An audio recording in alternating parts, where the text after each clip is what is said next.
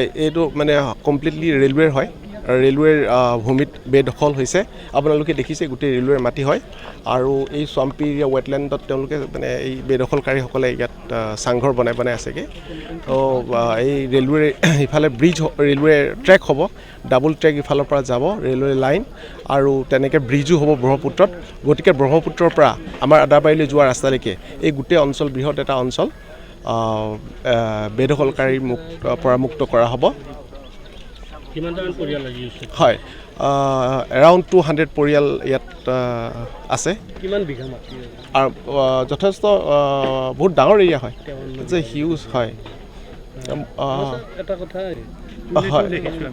হয়, ইয়াত তেওঁলোকে আজি বেছিদিন হোৱা নাই বুলি কৈছে, 6-7 বছৰ আগৰ পৰা তেওঁলোকে ইয়াতে বনাবলৈ আৰম্ভ কৰা বুলি গম পাইছোঁ। আৰু এইটো আদিল শ্বাহৰ নামত এই গলিটো আছে, আদিল শ্বাহ গলি বুলি কয়।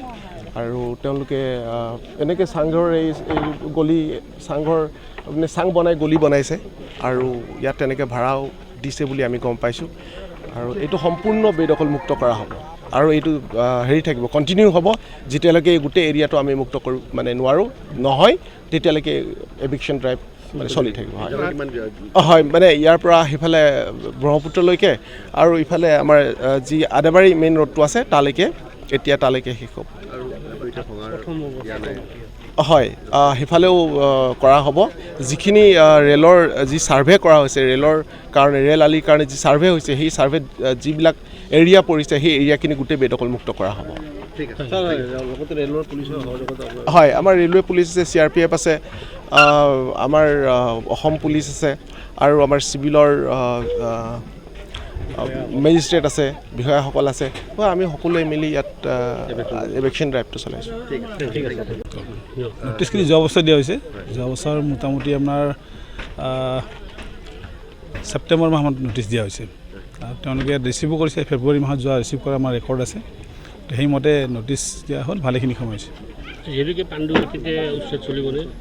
যিমানখিনি ৰেলক দৰকাৰ প্ৰয়োজন অনুসৰি তেওঁলোকে উচ্ছেদ চলাব, নিশ্চয় উচ্ছেদ কৰিব। কাৰণ ৰেলৰ মাটি মিনছ এইখিনি ৰাইজৰ মাটি।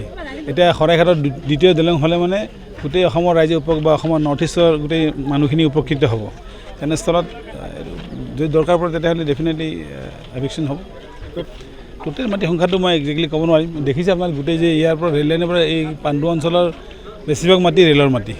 গতিকে যিমান আছে বেদখল উচ্ছেদ হ'ব, বহুত আছে।